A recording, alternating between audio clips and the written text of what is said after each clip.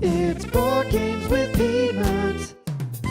Welcome back, gamers. Today we're going to be checking out the super popular card game Love Letter by Seiji Kanai.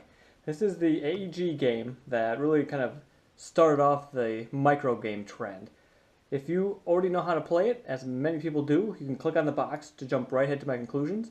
Otherwise, let's find out what's in the box and how it's played. Also, we're going to be doing something a little bit different with Love Letter. My brothers play and review games also, so if you want to watch a playthrough, you can go ahead and click on the box right here to jump to their playthrough on a different video.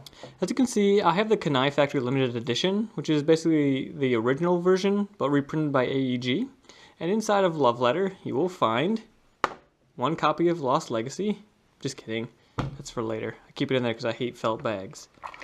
First, you get a handful of these cubes. Basically, these keep track of who won each round. It's a nice little addition, so you don't have to keep track or have a notepad. And basically, the first person to get 4 wins. You're also going to get, let me see here, 16 cards, numbered 1 through 8. Soldier, Priestess, Knight, General, Clown, Wizard, Minister, Princess. And you can see here, this is the princess that I use. It has some glasses on, very fun. You also will get a bunch of these player reference cards, which tells you what each card does and how many of them are in the deck, which are very useful for new players. This version also comes with 2 additional bonus number 8 cards, a princess, a red-headed princess, and a prince if you're into that, which is, I think, actually very nice. And finally, you get this kind of weird, large AEG rulebook, but it explains the game well enough, so we won't criticize them too much for that. The object of Love Letter is to win over the heart of that number 8 card, the princess. You do that by secretly sending her love letters, and you accomplish this by knocking everyone else out in a round, or holding the highest powered card at the end of the round once all the cards have run out. To start a game of Love Letter, you shuffle up the deck.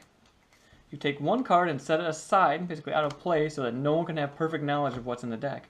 And then you deal 1 card to each player. On your turn, you have your 1 card that you already had, and then you draw another. And then you have the very difficult decision of choosing which one of these 2 cards to play. You play it face up, and you take the effect that's written on the card. Pretty simple. In the game, there are 8 different cards, number 1 through 8. Number 1, the Soldier, lets you target another player, name a non-soldier card, and if that player has that card, they're out of the round. Now there are 5 of these in the deck, indicated by these little dots over here, and these are really powerful, especially later in the game once some information has been gained. Next is the Clown. The Clown lets you look at a target player's hand, again useful for this soldier or finding out some other information. There are 2 of those in the deck. The Knight, you secretly compare hands with target player. The player with the lowest rank is out of the round. So basically, you're in your hand, you're going to have 2 cards. And if you play the Knight, you show your remaining card to somebody else, an opponent, and whoever has the highest number is in and knocks out the other person. So these are dangerous. Nice if you get a high-powered card and maybe you look at their hand or you kind of know that they have something low and you can knock them out. The Priestess in number 4, basically you're immune until your next round. You can't be targeted. So there's 2 of these in the deck, and these are really helpful, especially later in the game. The number 5 is the Wizard. This lets you target any player, including yourself, and that player has to discard their hand and draw a new card from the deck. And this could be helpful for getting something powerful in your hand towards the end of the game if you think there's something useful in the deck, and additionally powerful for another reason, which we'll get into in just a second. The 6 is the General. This lets you change hands with the target player. This sounds good, but it's usually not that great because then that person knows what you have in your hand, and their turn's definitely going to come before yours comes up again.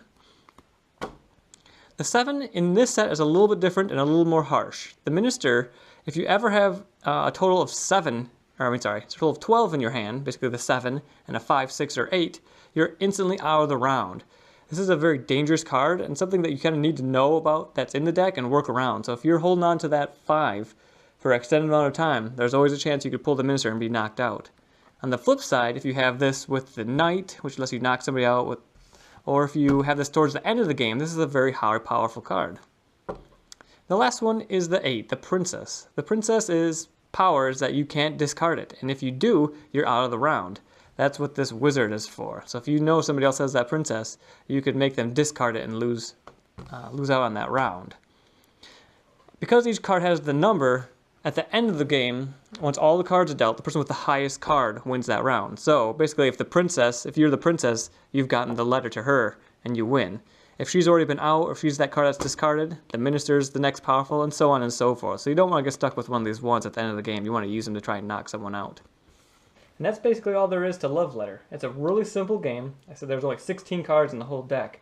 You pass out one card, your whole decisions are, which one of these 2 cards am I going to use? Now that might not sound like much, but it is brilliantly designed. It is super fun. Anyone can pick it up. The little references cards are right there for everyone to see. Oh, they play that minister. Is there another one in the deck? You don't even have to remember. You can just look at the reference card. It really reminds me of a game I used to play with my family called The Great Dalmoody. Except for this is a very light, quick, for a smaller group of people. Great Dalmoody, you really need 6 or 7 to make it fun. Love Letter is perfect with 3 or 4 players. It's super fun. There's always something to think about. Why did that person play that soldier? Do they have 2? Maybe they have the princess? Why did they play a wizard so early? The same kind of questions. Every little action somebody takes, I dissect and try and figure out. And I don't always win, so that's part of the fun. Sometimes you can just play and throw me off. Other times, if you're really smart and think about why they did something, you can make a really fun play. Just out of nowhere, you put that soldier down, I think you have a knight, and you get them out. It's super fun. So I went over all of that very quick, but that's kind of to save some fun for my brothers who are doing their playthrough. Again, you can click on the box to jump to that right now if you wanted to.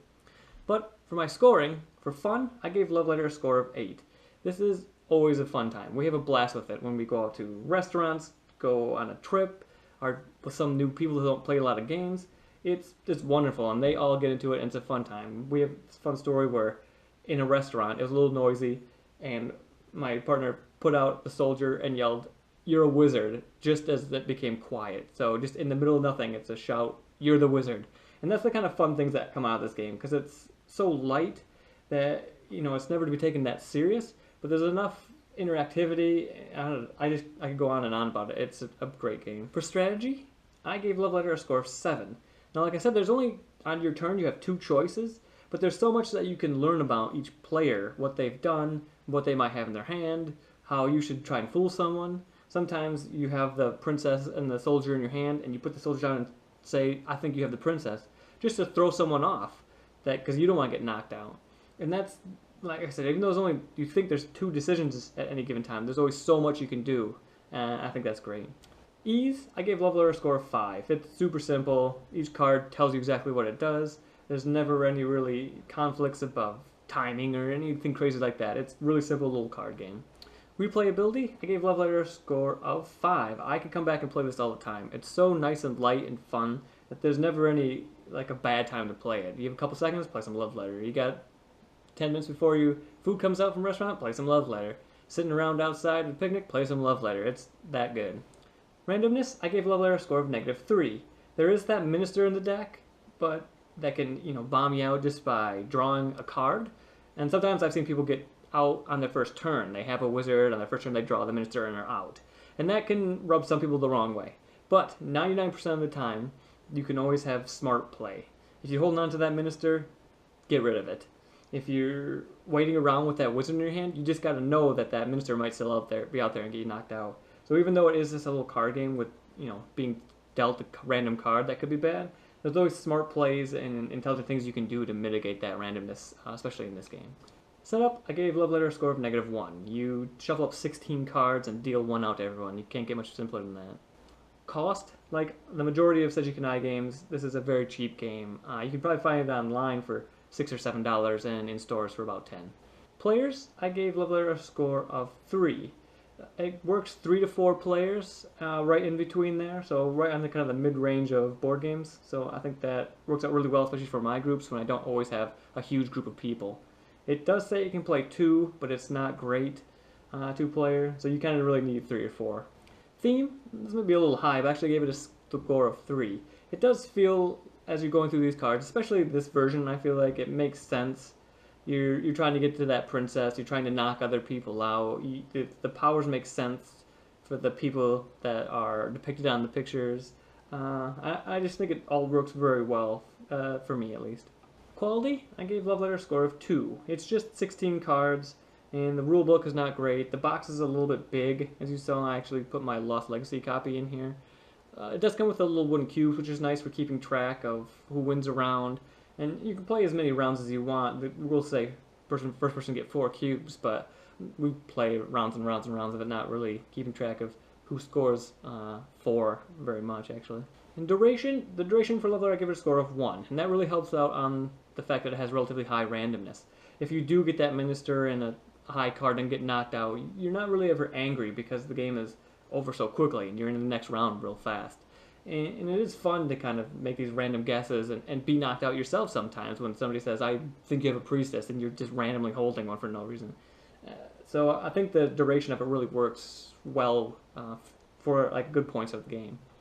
Altogether, I gave Love Letter a score of 83. I think this is a really fun game, especially for what it's designed for. I'm going to keep coming back to that. This was designed for a quick, fun, light game, and it is perfect for that. Everybody can pick it up. There's enough deduction and strategy in it to keep people invested. It's fun and light. It all works together really well, and after a couple rounds, you really get the feel of it, and it's an entirely new game from after the first couple.